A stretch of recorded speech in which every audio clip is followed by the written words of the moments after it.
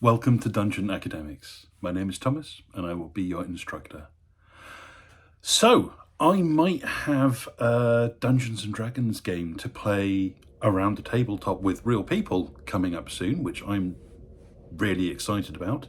I've been invited to join a game set in the Feywild, which brings some interesting challenges for the character that I want to use. We haven't had a session zero or a meeting to determine if our timetables line up. I really hope they do, because I would love to play. I have two limitations about when I can play. That I'm already in one game on Saturdays, and Wednesdays is the day my wife has an orchestra practice. So, being a husband, being a father, having some commitments already, my calendar isn't perfectly open, but I'm really hopeful I can find a day that I can join this group to play in. It will be great fun.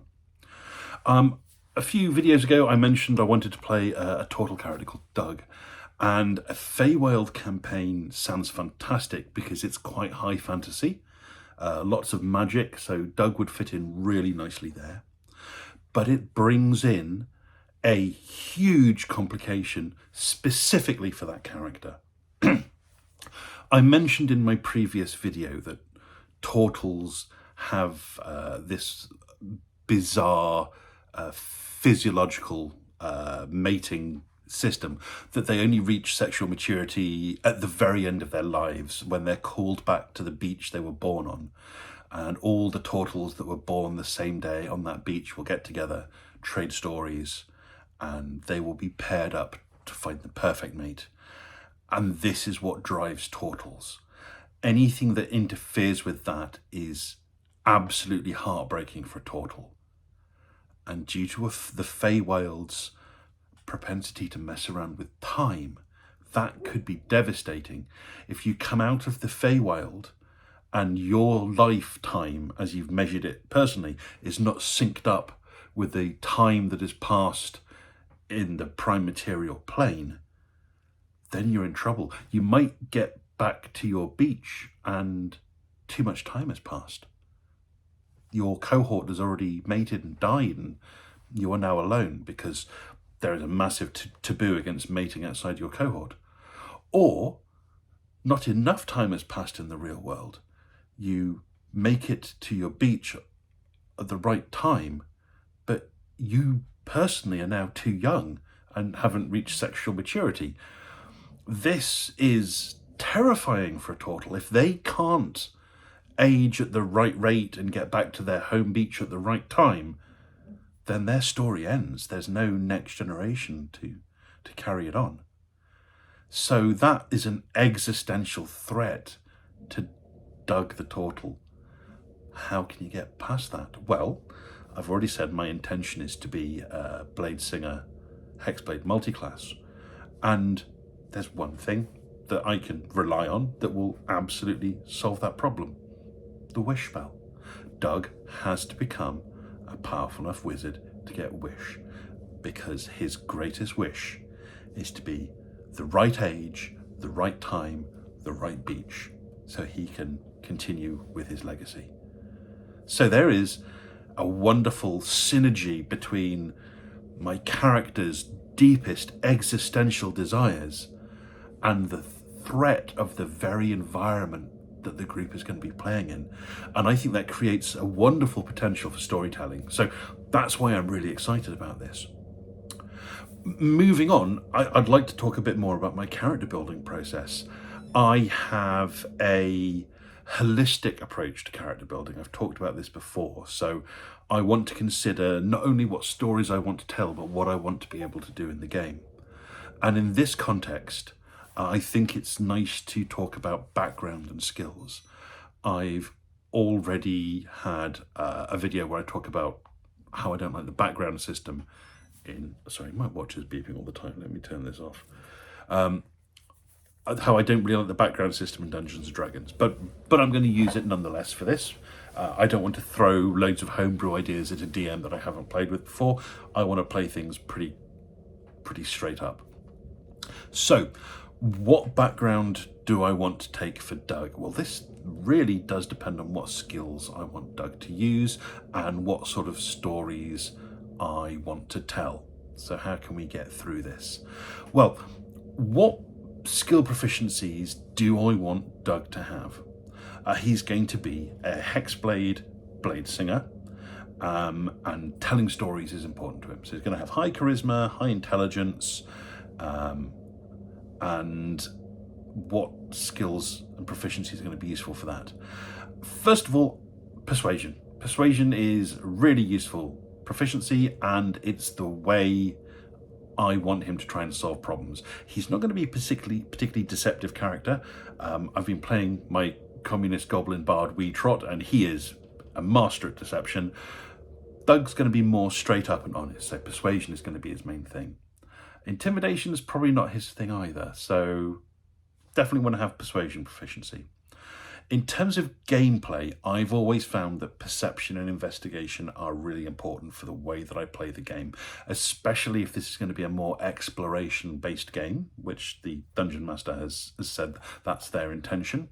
So having perception and investigation are going to be quite important to me. As a wizard with a high intelligence, I think I really do have to look into Arcana. That's going to be an important one to pick up. And what else? Performance. At some point it's going to be really useful for me to take performance, because telling his story is really the thing that Dug's all about. He's there to have an adventure, to make a story, then go back to his beach and tell it to his siblings and cousins and cohort. So with that in mind, I had a look at what comes with Warlock, because the first level I'm taking is Warlock.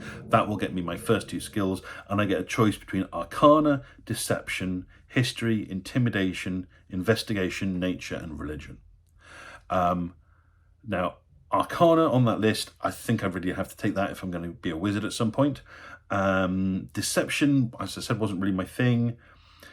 Now, History, Nature, and Religion are all important and useful skills, but they're not the direction that I'm going in to play them. But Investigation is on that list. So from the Warlock class, I'm going to take Arcana and Investigation. Now, Blade Singer itself, when you get to level 2 wizard and pick your subclass, Blade Singer gives you performance. So what I'm really looking for is a way to pick up perception and persuasion. Now, I completely forgot about this, but in Mordenkainen's Monsters of the Multiverse, the Tortle has Nature's Intuition, and that gives you a choice between animal handling, medicine, nature, perception, stealth, or survival. So I can use that to pick up perception. Great. That's one of the most important skills for me. So now I'm really looking for a fit, for a background that's going to give me persuasion. Now, there are lots and lots of backgrounds that give you persuasion. I think it's like 15 or 16 if you include the unearthed Arcana ones. And I was looking through and I was thinking, which would be a good fit for me in terms of storytelling as well? What would sound appropriate? And I found one that was absolutely perfect. Guild Artisan. Because Guild Artisan also gives you a set of artisan tools and a proficiency in it. And in the previous video, I mentioned this idea that when turtles meet, they like to paint stories of their adventures on each other's shells in beautiful sort of enamel lacquer paints. I thought this would be perfect. What's he spent his childhood doing? He spent his childhood learning about the great adventures of other turtles and painting the stories on their shells. With the rest of the party, when the party does something cool, he'll say, "Can I memorialize this event on your armor or helmet or shield and paint on a design showing your great actions?" So this will be a lovely way for him to interact with other party members by including his culture and their achievements. Guild Artisan gives you insight and persuasion skills. So the persuasion, that was the one that I wanted. Insight, always useful skill. So that's absolutely perfect for me. It's not the most exciting background, but it fits in terms of the skills that I need and the story that I want to tell. And for me, that's what a role-playing game is all about. It allows me to do the role-play part, and it allows me to do the game part. I'm quite happy that it's come together like this. What other abilities does Artisan have? Guild membership. That's not going to be particularly useful for me because he's far from home. He's going to be in the Feywild. I don't think there's going to be any guilds there. But as an artist, as a creator of beautiful things, maybe he does have something to offer the Fey there. Maybe they appreciate someone who can paint and create something beautiful. So plenty of storytelling potential there. And I've built a character that will do in the game the things that I want them to do. Now, they've just started drilling into concrete, doing some roof maintenance on my neighbour's apartment. You can probably hear that in the background. So that's my signal to end this video. But thank you for coming along on this journey with me. I'll let you know if this campaign goes ahead and I get to be part of it. So I'm really looking forward to that as maybe my next game. And please enjoy your next game, whatever it may be.